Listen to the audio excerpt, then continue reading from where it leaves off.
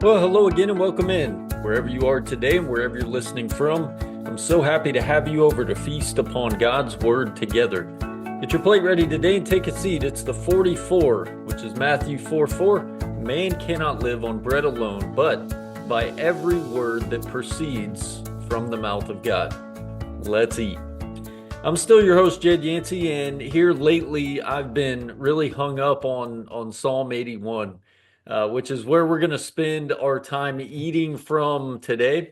A few weeks ago, I was in the middle of a class where we were going through the Psalms and really in regards to praying like the psalmist. And there was one verse in Psalm 81 that I plugged into my podcast ideas section in my notes on my phone. And I thought, wow, that would be that one verse would be a really good podcast to develop that one verse, expand on it a little bit, go into detail, or at least try to, anyways. And then what was really cool is that my dad came into my office the next day and we're sitting here and we're talking for a little bit. And he said to me, I've got a really good podcast episode for you from something you read yesterday in class from Psalm 81. And I said, was it verse 10? And sure enough, it was. And so let me start in verse 10 in this spot that I wrote down and that my dad mentioned as well, that reads this way: I, the Lord, am your God, who brought you up from the land of Egypt. Open your mouth wide, and I will fill it.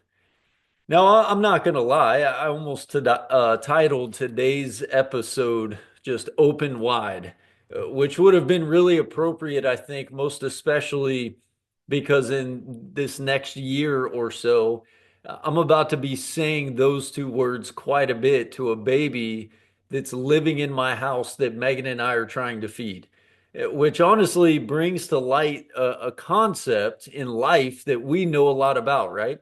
Feeding a baby. I mean, in that first year of a baby's life, just how dependent is that child on their parents, and most especially mom? Like nothing compares to what that mom can provide for that child. That child, for that child, that baby looks to mom and is totally dependent on mom feeding him or her, comforting him or her, fulfilling everything that that baby needs. And what is so beautiful in that picture is that she, mom, is the only one that can really actually do it. Like, I've lived this whole thing out a time or two. I've done it already with three kids, and I'm not expecting anything new here with our newborn baby in that really in that first year or so of a baby's life, like it's all about mama. Dads kind of get put on the back burner a little bit for a time because mom has what that baby needs, and nobody can quite do it like mom. Like I've got a ton of nieces and nephews, many of you know that. And what's so funny is that it's true in all scenarios. That every now and again, I'll grab up one of the many babies we have in our family and try to hold them for a little bit. But the minute my niece, Josie or Annie, start crying, who do I start looking for? Well, I start looking for Mama Kinley or Savannah. I start looking for their mom. And so to go back to this psalm in much the same light, there's this idea of total and complete dependency on the one who, in the case of the psalm, brought them up out of the land of Egypt.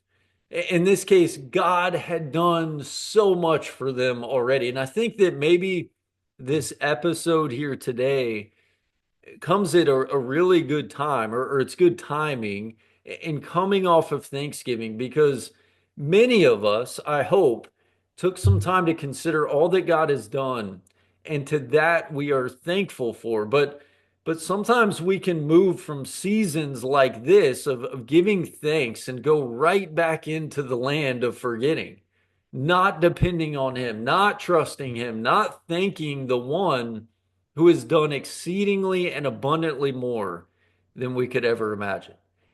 You see, through the rest of this psalm, there is this didactic voice that chimes in and says here, in the next verse. But my people did not listen to my voice, and Israel did not obey me, which is another little something I feel like I know about, as you do too, probably. Like to send you back to the visual of a child. As you know, as we age, we become less and less dependent on our parents. That's the reality.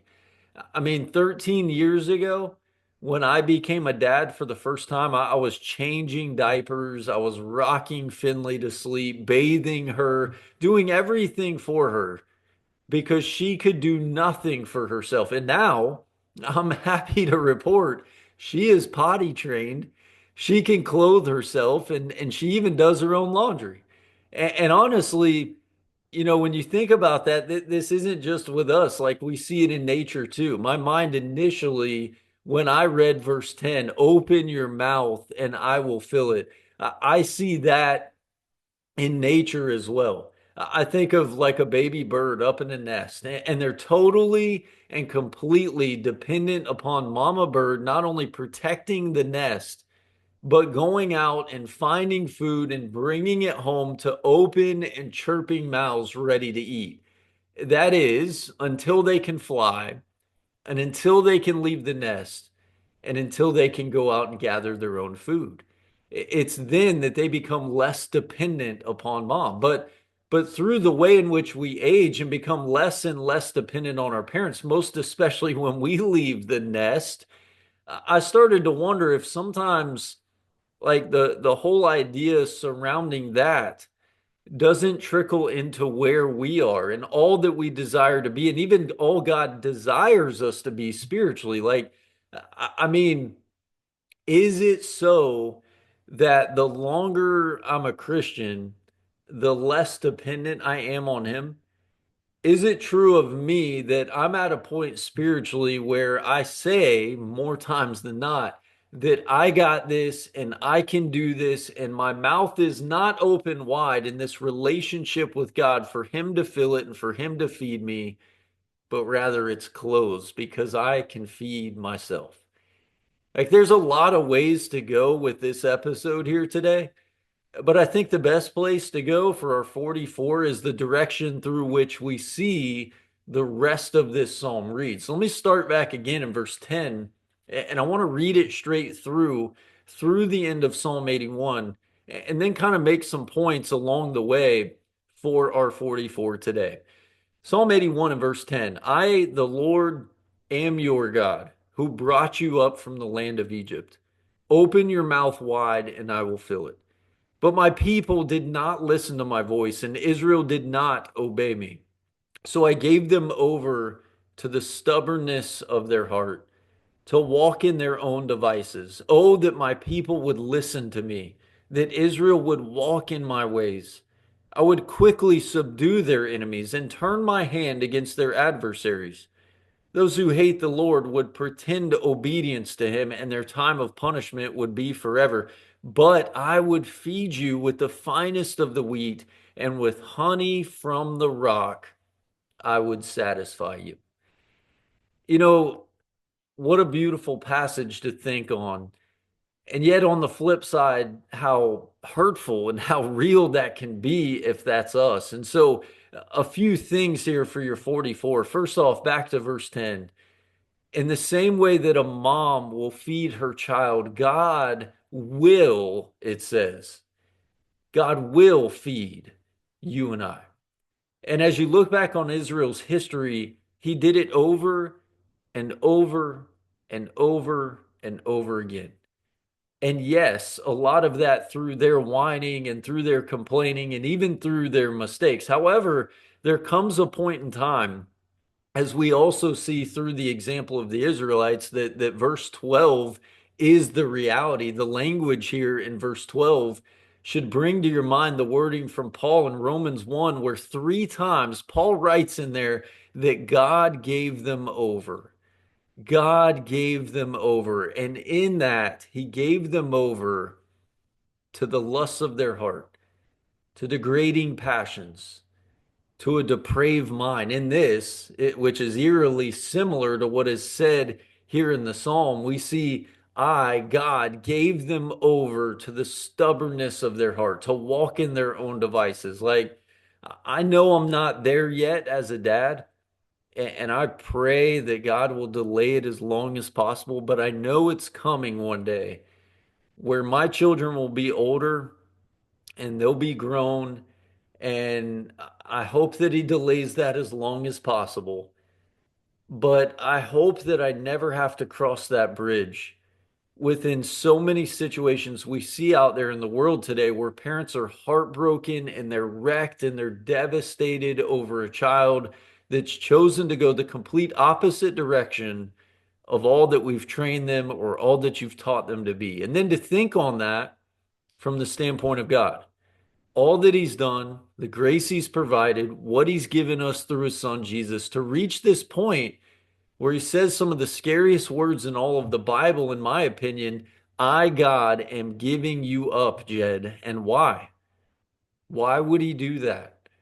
Well, again, I've chosen to completely turn Him off. I'm walking and doing me, and I've lost sight of all that He's done and all that He could do and all that He one day would like to do for me, which is kind of what we read there in the next verse of this psalm, verse 13. I hope you can hear the Father in His voice here as He says, "Oh, that my people would listen to me and that Israel would walk in my ways." I mean, again, I've only been at this dad thing for 13 years, and I can't even begin to tell you how many times I've either said that out loud or in my head. Man, if Finley would just listen to what I'm telling her, if Hadley or Nash, and I'm sure will be the case with this one that's just been born this week, like if they would just walk in the pathway that Megan and I are trying to pave for them, it would be so much easier. And that's God here.